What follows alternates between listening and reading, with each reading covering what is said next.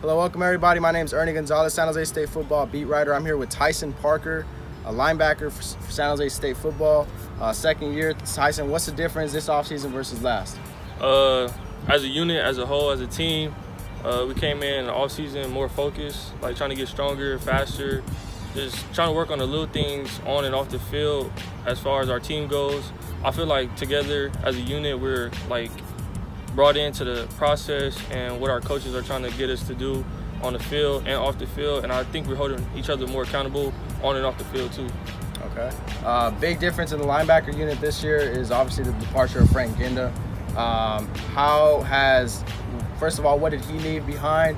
What are some of the things he taught you into developing in that first year? And how do you think that can be used? And what do you have to say about the top player Frank was and how you see yourself developing too? Coming in as a freshman, like being able to play with Frank for later, like in the later part of the year, was good for me because I could see how he operates, and now that he's a professional, I can see like his work ethic and him breaking down film. Like he spent a lot of time in the film room, and like coming in as a freshman, I really didn't watch film like that besides with our coaches. So going into this year, that's what I'm gonna take away from his game, his work ethic, and him breaking down film. And he taught me a lot, just on and off the field, just little stuff, minor details, and like my footwork and what I'm seeing when I'm on the field. And we got a chance to watch film together a little bit last year, and he told me that the only thing that's probably missing out of my game is playing at 100% all the time. So that's one thing that I focused on a lot this offseason, and I'm trying to make sure that as a unit, as a linebacker unit, we can all play at 100%. And it's going to be tough to replace a player like Frank because he's one of the greatest linebackers that come through San Jose State. But hopefully, me, Ethan, Kyle, we're going to chase his footsteps, and hopefully we can just bring the best out of each other.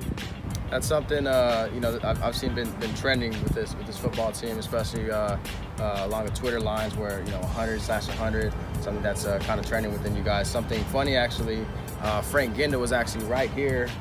Right before we met, we actually seen him walking out. He was here actually working out on his game, grinding out here during the summer while everybody's on vacation.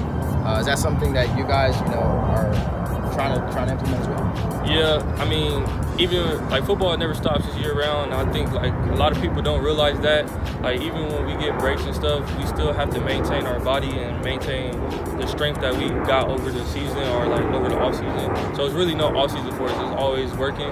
And Frank is like a prime example of somebody that's always working. Like it's no vacation. Right. Let's transition to a little bit into Coach Bojay. Obviously, your coach recently had, I believe, a baby, right? Yeah. How close are you with Coach Bojay, and what does he mean to you? I'm real close to Coach Bulger. Actually, it's kind of like one of the only coaches I really talk to on the staff, besides Coach Brennan and a couple of the offensive guys. But he's taught me a lot. He's young. He's one of the younger coaches, so he could relate to like kind of what we're going through as student athletes. Like me being the first year, he kind of helped me through and kind of sat me down a couple of times and like just kind of talked about life and not just so much about football. And I'm proud. I'm happy for him and him and his baby. I can't wait for him to be running around here. But yeah, he's taught a lot. He taught me a lot about life. I'm not just talking about football. And as far as football goes, I like to pick at his brain a little bit. And he really breaks down the game easier for us as linebackers, like the whole linebacker core, to really understand what we're doing and understand the defense. Like it's one thing to know what you're doing at your position, but to understand the whole defense, that's the next level. And I think that's one thing that he does as a coach, is try to get us to the next level all the time. How about talking about, come August 30th, you guys got UC Davis. It's going to be right here. I know the practices haven't started. Start August 1st, but when is it all right, all UC Davis? When is that kind of football mode begin again for you? I think for us as a team, it's always been about UC Davis. Like we're always like, we can't wait to start this new season because of what happened last year.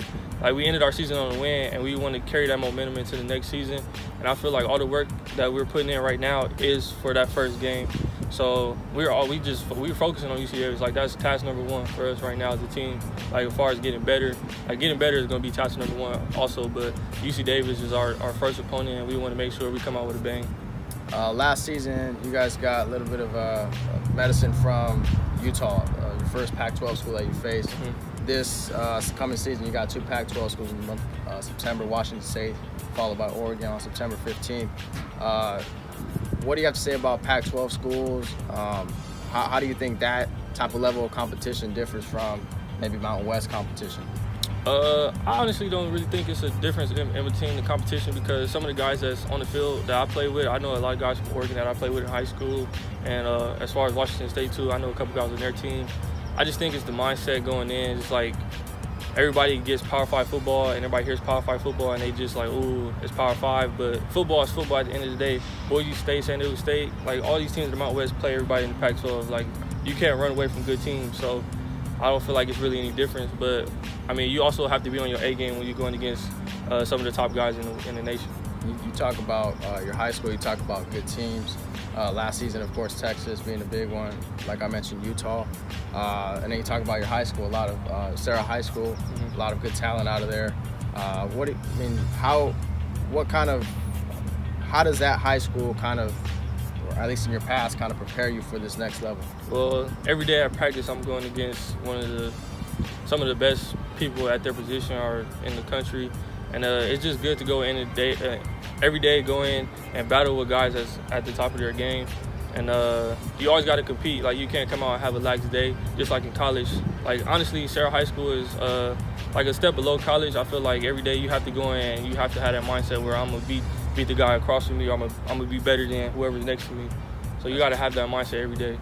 And I want your prediction. Obviously, you're a player, so maybe you can't, sit behind the box and say, all right, this team's going, undefeated this year. This team's not going to win a game this year. But obviously, just your stance. Where do you think this team is right now, and how much of an improvement do you think or next step do you think this team could take from last season? Definitely, I feel like this year, this team, we could make a bowl game. Most definitely. I feel like we have a lot of good pieces. We have a lot of good freshmen coming in. A lot of people don't know about the freshmen we have coming in.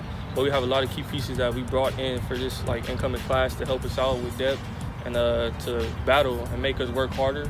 I feel like the competition within the team is what we need, and I think that we brought that in this year. So I feel like we can make a bowl game this year. And everybody's going to see this big jump that we're going to make as a team.